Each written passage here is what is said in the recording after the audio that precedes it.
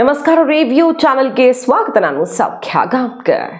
ವಕ್ಫ್ ವಿರೋಧಿಗಳಿಗೆ master stroke ಕೊಡ್ತಾ ಇದೆ ಈ ಅರ್ಜಿಗಳು.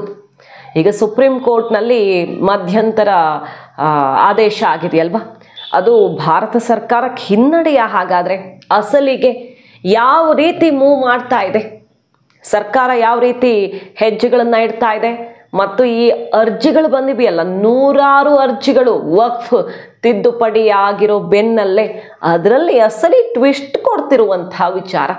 ವಕ್ಫ್ ಈ ಜಟಾಪಟಿಗೆ, ಕಾಂಟ್ರವರ್ಸಿಗೆ ಅಸಲಿ ಟ್ವಿಸ್ಟ್ ಕೊಡ್ತಿರುವಂಥ ವಿಷಯ. ವೆರಿ ಇಂಟ್ರೆಸ್ಟಿಂಗ್ ಮಾಹಿತಿ ನಿಮ್ಮ ಮುಂದೆ ಇಡ್ತಾ ಹೋಗ್ತೀವಿ. ಮಿಸ್ ಮಾಡದೆ ನಮ್ಮ ಚಾನಲ್ನ ಸಬ್ಸ್ಕ್ರೈಬ್ ಮಾಡಿ, ನಿಮ್ಮ ಅಭಿಪ್ರಾಯ ಕಮೆಂಟ್ ಮಾಡಿ ತಿಳಿಸಿ. ಎಸ್ ವೀಕ್ಷಕರೇ, ಸದ್ಯ ಈಗ ಮಧ್ಯಂತರ ಆದೇಶ ಬಂದಿದೆಯಲ್ವಾ, ಅದು ವಕ್ಫ್ ಕಾಯ್ದೆ, ಈ ತಿದ್ದುಪಡಿ ಕಾಯ್ದೆ 2025, ಇದನ್ನು ವಿರೋಧಿಸ್ತಿರೋರಿಗೆ ಎಸ್ ನಮಗೆ ಬಲ ಸಿಕ್ಬಿಡ್ತು ಅಂತ ಅನ್ಕೊಳ್ಳೋಕೆ ಸಹಜವಾಗಿ ಕಾರಣ ಆಗ್ತಿದೆ. ಯಾಕಂದರೆ ಮುಂದೆ ನಮ್ಮ ಕಾನೂನು ಪ್ರಕ್ರಿಯೆ ನಡೆಸೋ ತನಕ ಆ್ಯಸ್ ಇಟ್ ಈಸ್ ಕಂಟಿನ್ಯೂ ಆಗಲಿ ಅಂತ ಹೇಳಿರೋದು. ಹೊಸ ಈ ಮೆಂಬರ್ನ ನೇಮಕ ಮಾಡೋದಿರಬಹುದು ಅಥವಾ ಡಿನೋಟಿಫಿಕೇಶನ್ ಇರಬಹುದು, ಯಾವುದೇ ರಿಜಿಸ್ಟರ್ಡ್ ವಕ್ಫ್ ಪ್ರಾಪರ್ಟಿ ವಿಚಾರದಲ್ಲಿ ಏನು ಕ್ರಮ ಕೈಗೊಳ್ಳಬೇಡಿ ಅಂತ, ಅಂದರೆ ಯಥಾಸ್ಥಿತಿಯಲ್ಲಿ ಮುಂದುವರಿಯುತ್ತೆ ಅಂತ ಅರ್ಥ. ಈಗ ವಕ್ಫ್ ಕಾಯ್ದೆ ಏನು ಜಾರಿಗೆ ತಂದಿದ್ದಾರೆ ಅದನ್ನು ಸ್ಟೇ ಮಾಡೋಕ್ಕೆ ಸಾಧ್ಯವೇ ಇಲ್ಲ ಅನ್ನೋದನ್ನು ಸುಪ್ರೀಂ ಕೋರ್ಟ್ ತ್ರಿಸದಸ್ಯ ಪೀಠ ಕ್ಲಿಯರ್ ಮಾಡಿದೆ. ಸೊ ಸರ್ಕಾರಕ್ಕಿದು ಆಘಾತವೂ ಅಲ್ಲ, ಮುಖಭಂಗವೂ ಅಲ್ಲ. ಆದರೆ ಇದರಲ್ಲಿ ಪರಿಶೀಲಿಸಬೇಕಾಗಿರೋದು ಬಹಳಷ್ಟು ಅಂಶಗಳಿರೋದ್ರಿಂದ ಸುಪ್ರೀಂ ಕೋರ್ಟ್ ಮುಂದಿನ ವಿಚಾರಣೆವರೆಗೆ ಈಗ 7 ದಿನಗಳ ಕಾಲ ಉತ್ತರಕ್ಕೆ ಟೈಮ್ ಕೊಟ್ಟಿರೋದು ಸರ್ಕಾರಕ್ಕೆ, ಕೆಲವು ವಿಚಾರಗಳಿಗೆಲ್ಲ ಉತ್ತರ ಕೊಡಿ ಅಂತ. ಮುಂದಿನ ವಿಚಾರಣೆ ದಿನಾಂಕ ನಿಗದಿ ಆಗುತ್ತೆ, ತ್ವರಿತಗತಿಯಲ್ಲಿ ಆಗಬೇಕು, ಅಂದರೆ ಆದಷ್ಟು ಬೇಗ ದಿನ ವಿಚಾರಣೆ ಆಗಿ ಮುಗಿಬೇಕು ಇದನ್ನು ಅಂತ ಕೂಡ ಸರ್ಕಾರ ಮನವಿ ಮಾಡಿಕೊಂಡಿರೋದು. ಯಾಕಂದರೆ ಸಹಜವಾಗಿ ಇಂಥ ಪ್ರಕರಣಗಳು ಬಹಳ ವರ್ಷಗಳ ಕಾಲ ಎಳೆಯಲ್ಪಡ್ತಾವಲ್ಲ, ಆ ರೀತಿ ಆಗದಂತೆ ನೋಡ್ಕೊಳ್ಳೋ ಕಾಳಜಿಯನ್ನು ವಹಿಸ್ತಾ ಇದೆ ಕೇಂದ್ರ ಸರ್ಕಾರ. ಹಾಗಾಗಿ ಈಗ 7 ದಿನಗಳ ಕಾಲ ಸಮಯ ಕೊಟ್ಟಿದೆ ಸರ್ಕಾರಕ್ಕೆ ಉತ್ತರ ಕೊಡೋದಕ್ಕೆ. ಅದಾದಮೇಲೆ ವಿಚಾರಣೆ ನಡೆಯುತ್ತೆ. ಯಾವಾಗ ಎಷ್ಟು ದಿನಗಳ ಕಾಲದಲ್ಲಿ ತೀರ್ಪು ಬರಬಹುದು ನೋಡಬೇಕು. ಮೇ 13ನೇ ತಾರೀಕು, ಬರೋ 13ನೇ ತಾರೀಕು ಈಗಿರುವಂತಹ CJI ರಿಟೈರ್ಮೆಂಟ್ ಆಗ್ತಾರೆ. ಸಂಜೀವ್ ಖನ್ನಾ ಅವರ ರಿಟೈರ್ಮೆಂಟ್ ಆಗುತ್ತೆ. ಸಾಮಾನ್ಯವಾಗಿ ರಿಟೈರ್ಮೆಂಟ್ಗೂ ಮುನ್ನ ಐತಿಹಾಸಿಕ ಜಡ್ಜ್ಮೆಂಟ್ಗಳನ್ನು ಕೊಡ್ತಾರೆ ಅನ್ನೋದೊಂದು ನಂಬಿಕೆ ಇದೆಯಲ್ವಾ. ಸೊ ಸಂಜೀವ್ ಖನ್ನಾ ಅವರು ತಮ್ಮ ಅವಧಿಯಲ್ಲಿಯೇ ಇದನ್ನು ಮುಗಿಸೋಣ ಅಂತ ಅಂದ್ಕೊಳ್ಬಹುದು, ಹೇಳೋದಕ್ಕಾಗಲ್ಲ. ನೆಕ್ಸ್ಟ್ ಬರೋರು BR ಗವಾಯ್ ಅವರು. BR ಗವಾಯ್ ಅವರು ಐತಿಹಾಸಿಕ ತೀರ್ಪುಗಳಿಂದ ಹೆಸರುವಾಸಿಯಾಗಿರೋರು. ಆರ್ಟಿಕಲ್ 370 ರದ್ದು ಇದನ್ನು ಎತ್ತಿ ಹಿಡಿದಂತಹ ಪೀಠದಲ್ಲಿದ್ದವರು. ಹಾಗೆ ಈ ನೋಟು ಅಮಾನ್ಯೀಕರಣ ಆಯ್ತಲ್ವಾ, ಇಡೀ ದೇಶದಲ್ಲಿ ದೊಡ್ಡ ಮಟ್ಟದಲ್ಲಿ ಸಂಚಲನ ಸೃಷ್ಟಿಸಿದ್ದಂತಹ ನೋಟ್ ಬ್ಯಾನ್, ಅದಲ್ಲೂ ಕೂಡ ಆ ಒಂದು ಜಡ್ಜ್ಮೆಂಟಲ್ಲೂ ಕೂಡ ಇದ್ದವರು. ಅಲ್ಲಿ ಸರ್ಕಾರಕ್ಕೆ ಬಲ ಸಿಕ್ಕಿತ್ತು ಆ ಜಡ್ಜ್ಮೆಂಟಲ್ಲಿ, ನೆನಪು ಮಾಡ್ಕೊಳ್ಬಹುದು. ಆ BR ಗವಾಯ್ ಅವರು ನೆಕ್ಸ್ಟ್ CJI ಆಗಿ ಬರ್ತಾರೆ. ಅವ್ರ ಕಾಲದಲ್ಲಿ ವಕ್ಫ್ ಜಡ್ಜ್ಮೆಂಟ್ ಆಗುತ್ತೋ ಅಥವಾ ಸಂಜೀವ್ ಖನ್ನಾ ಅವರೇ ಕೊಟ್ಟು ಹೋಗ್ತಾರೋ ಅನ್ನೋದೊಂದು ಕುತೂಹಲ ಇದೆ. ಇದರ ನಡುವೆ ಅಸಲಿ ಟ್ವಿಸ್ಟ್ ಸಿಗ್ತಿರೋದೆಲ್ಲಿ, ಮೋದಿ ಸರ್ಕಾರದ 2025 ವಕ್ಫ್ ತಿದ್ದುಪಡಿ ಕಾಯ್ದೆಗೆ ವಿರೋಧ ವ್ಯಕ್ತಪಡಿಸ್ತಿರೋರಿಗೆ ಮರ್ಮಾಘಾತ ಯಾವುದು ನೋಡಿ. ನೂರಾರು ಅರ್ಜಿಗಳು ಬಂದಿವೆಯಲ್ಲ, ಆ ಪೈಕಿ ಬರೀ ಈ 2025 ತಿದ್ದುಪಡಿ ವಿರೋಧ ಮಾಡಿ ಅಷ್ಟೇ ಬಂದಿಲ್ಲ. 1995 ಕಾಂಗ್ರೆಸ್ ಸರ್ಕಾರದ ಅವಧಿಯಲ್ಲಿ ತಿದ್ದುಪಡಿಗಳಾದವಲ್ಲ, ವಕ್ಫ್ಗೆ ಪರಮಾಧಿಕಾರವನ್ನು ಕೊಟ್ಟಂಥ ತಿದ್ದುಪಡಿಗಳು 2013 ಮನಮೋಹನ್ ಸಿಂಗ್ ಅವರು ನಿರ್ಗಮಿಸೋದಕ್ಕೂ ಮುನ್ನ ಕೊಟ್ಟಂಥ ಪರಮೋಚ್ಚ ಅಧಿಕಾರ, ಆ ತಿದ್ದುಪಡಿ 95, 2013 ಈ 2 ತಿದ್ದುಪಡಿಗಳನ್ನು ಪ್ರಶ್ನಿಸಿ ಅರ್ಜಿಗಳು ಬಂದಿವೆ. ಈಗ ಸೀನಿಯರ್ ಮೋಸ್ಟ್ ವಕೀಲರಾಗಿರುವಂತಹ ಹರೀಶ್ ಸಾಳ್ವೆ ಅವರು ಆ ಒಂದು ಪಾಯಿಂಟ್ ಹಾಕ್ತಾರೆ, ಅದು ವಿರೋಧಿ ಬಣವನ್ನು ಶೇಕ್ ಮಾಡಿದೆ. ಲಾಯರ್ಸ್ ಕೂಡ ಒಂದು ಕ್ಷಣ ಸೈಲೆಂಟ್ ಆಗುವಂತೆ ಮಾಡಿದೆ. 2025 ವಕ್ಫ್ ತಿದ್ದುಪಡಿಯ ವಿರುದ್ಧ ಕಾನೂನು ಹೋರಾಟಕ್ಕೆ ಇಳಿದವರನ್ನ ದಂಗಾಗಿಸುವಂತಹ ಪಾಯಿಂಟ್ ಹಾಕ್ತಾರೆ ಹರೀಶ್ ಸಾಳ್ವೆ ಅವರು. ಮೊದಲು 95, 2013 ತಿದ್ದುಪಡಿಯ ವಿರುದ್ಧ ಬಂದಿರೋ ಅರ್ಜಿಗಳನ್ನು ಕೈಗೆತ್ಕೊಳ್ಳಿ ಅಂತ. ಆಮೇಲೆ ಇದಾಗಿದ್ದಲ್ವ 2025 ಇದನ್ನು ಕೈಗೆತ್ಕೊಳ್ಳಿ. ಯಾಕಂದರೆ ಅವತ್ತಾಗಿದ್ದಂತಹ ತಿದ್ದುಪಡಿಗಳು ನ್ಯಾಯಾಂಗ ವ್ಯವಸ್ಥೆಯನ್ನೇ ಪ್ರಶ್ನಿಸುವಂತಿವೆ. ಅಂದರೆ ಅದಕ್ಕೆ ತದ್ವಿರುದ್ಧ ದಿಕ್ಕಿನಲ್ಲಾಗಿರುವಂಥ ತಿದ್ದುಪಡಿಗಳಿವೆ. ಆ ವ್ಯಾಪ್ತಿಯನ್ನು, ಆ ಪರಿಮಿತಿಯನ್ನು ಮೀರಿ ತಗೊಂಡಿರುವಂಥ ನಿರ್ಧಾರಗಳಿವೆ. ಅದನ್ನು ಮೊದಲು ಪರಿಶೀಲಿಸಬೇಕು. 2025 ಕೂಡ ಈ ಸಂಬಂಧಪಟ್ಟ ಅರ್ಜಿಗಳನ್ನು ಪರಿಶೀಲಿಸಬೇಕು ಅಂತ ಹರೀಶ್ ಸಾಳ್ವೆ ಅವರು ಹಾಕಿದ ಪಾಯಿಂಟು ಇಲ್ಲಿ ಅತಿ ದೊಡ್ಡ ತಿರುವನ್ನು ಕೊಡ್ತಾ ಇದೆ ನೋಡಿ.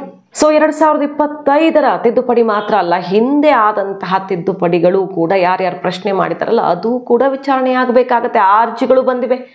ಈಗ 5 ಅರ್ಜಿದಾರರನ್ನ ಮಾತ್ರ ಕನ್ಸಿಡರ್ ಮಾಡ್ತೀವಿ ನೆಕ್ಸ್ಟ್ ಹಿಯರಿಂಗ್ ಅಲ್ಲಿ.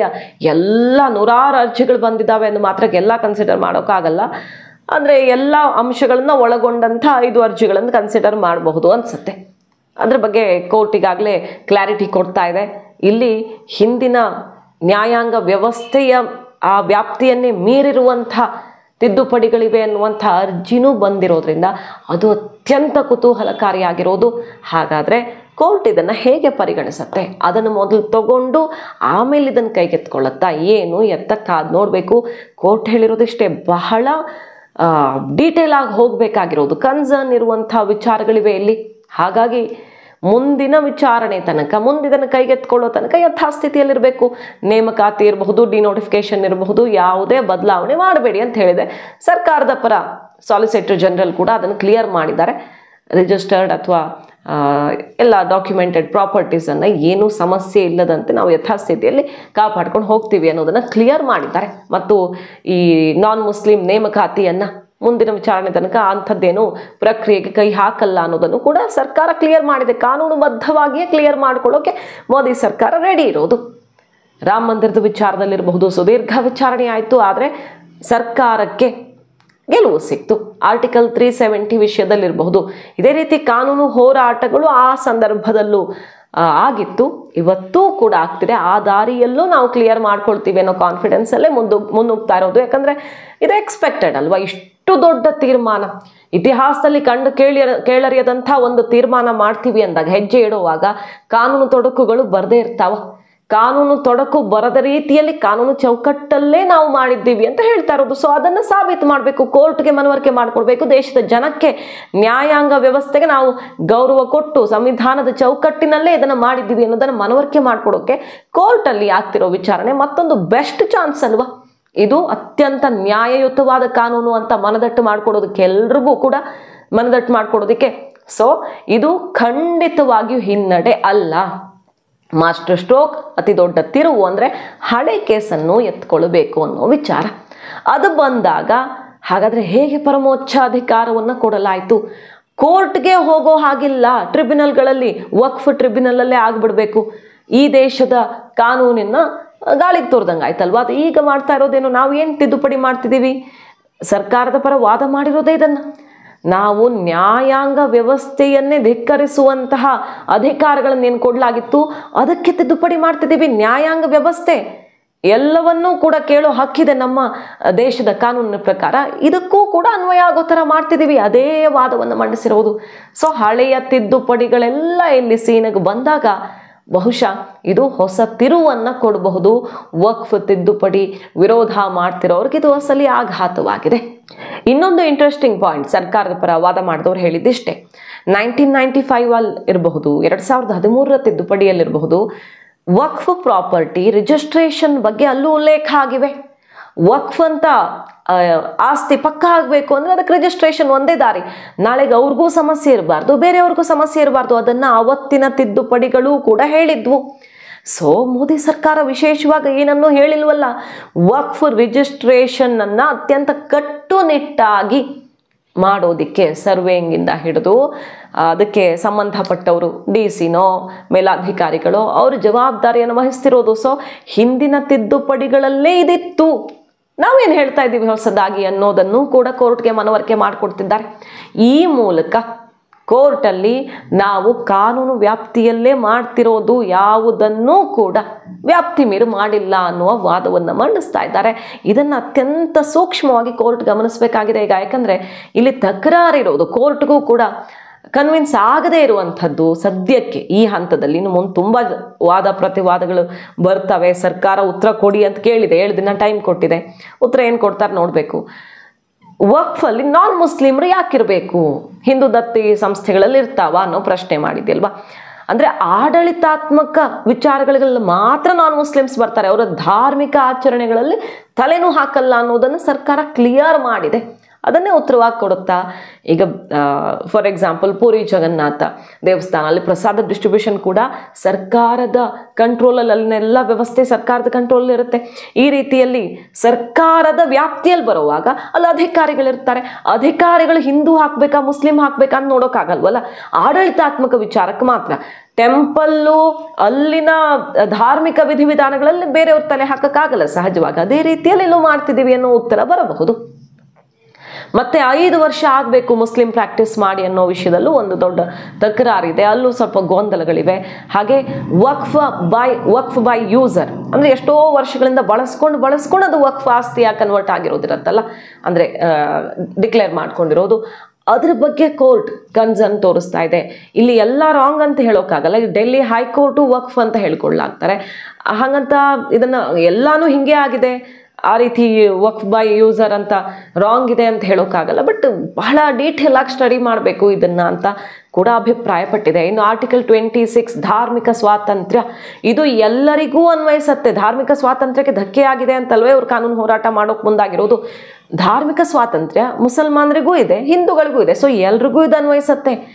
ಎಲ್ಲರಿಗೂ ಸರಿಸಮಾನ ಅನ್ನೋದು ಯಾವುದೇ ಧರ್ಮಕ್ಕೆ ಮೋಸ ಮಾಡ್ದಂಗೆ ಆಗಲ್ವಲ್ಲ ಅಂತಲೇ ಸರ್ಕಾರ ವಾದ ಮಾಡ್ತಿರೋದು. ಸುಪ್ರೀಂ ಕೋರ್ಟ್ ಈ ವಿಚಾರದಲ್ಲಿ ಆರ್ಟಿಕಲ್ 26 ವಕ್ಫ್ ಖಂಡಿತ ಮೀರಲ್ಲ, ಅದೇನು ತೊಂದರೆ ಆಗಲ್ಲ. ಆರ್ಟಿಕಲ್ 26 ವಿಚಾರದಲ್ಲಿ ನೋಡೋದಕ್ಕೆ ಹೋದರೆ ಆ ವ್ಯಾಪ್ತಿಯನ್ನೇನು ಮೀರಿಲ್ಲ ಅನ್ನೋದನ್ನು ಅಭಿಪ್ರಾಯವನ್ನು ವ್ಯಕ್ತಪಡಿಸಿದೆ, ಅದನ್ನು ಗಮನಿಸಬಹುದು. ಸೊ ವಕ್ಫ್ ಕಾಯ್ದೆಗೆ ಸ್ಟೇ ಕೊಡಿ ಅನ್ನೋದಕ್ಕೆ ಕೋರ್ಟು ನೋ ಎಂದಿದೆ, ಕ್ಲಿಯರ್ ಆಗಿ ನೋ ಎಂದಿದೆ. ಕೆಲವು ಏನು ತಿದ್ದುಪಡಿಗಳಾಗಿರೋದನ್ನು ಜಾರಿಗೆ ತರೋದಕ್ಕೆ ನಮ್ಮ ಮುಂದಿನ ವಿಚಾರಣೆ ತನಕ ಏನು ಮಾಡಬೇಡಿ, ಯಥಾಸ್ಥಿತಿಯಲ್ಲಿ ಇರಲಿ ಅಂತ ಹೇಳಿದ್ದಕ್ಕೂ ಕಾಯ್ದೆಗೆ ಸ್ಟೇ ಕೊಡೋದಕ್ಕೂ ವ್ಯತ್ಯಾಸ ಇದೆ. ಅಂತಹ ನಿರ್ಧಾರವನ್ನು ಕೋರ್ಟ್ ತಗೊಂಡಿಲ್ಲ. ಸೊ ವಕ್ಫ್ ಕಾಯ್ದೆ ವಿಚಾರದಲ್ಲಿ ರೋಚಕ ತಿರುವು, ಇದು ಬಹಳ ರೋಚಕವಾಗಿ ವಾದ ಪ್ರತಿವಾದಗಳು ನಡೆಯಲಿವೆ. ಐತಿಹಾಸಿಕ ತೀರ್ಮಾನ ಅಲ್ವಾ ಇದು, ದೇಶದಲ್ಲಾಗಿರೋದು ಬಹುದೊಡ್ಡ ಸ್ಟೆಪ್ ಅಲ್ವಾ. ಹಾಗಾಗಿ ಇಷ್ಟು ರೋಚಕತೆ ಇಲ್ಲದೆ ಇದ್ರೆ ಹೇಗೆ?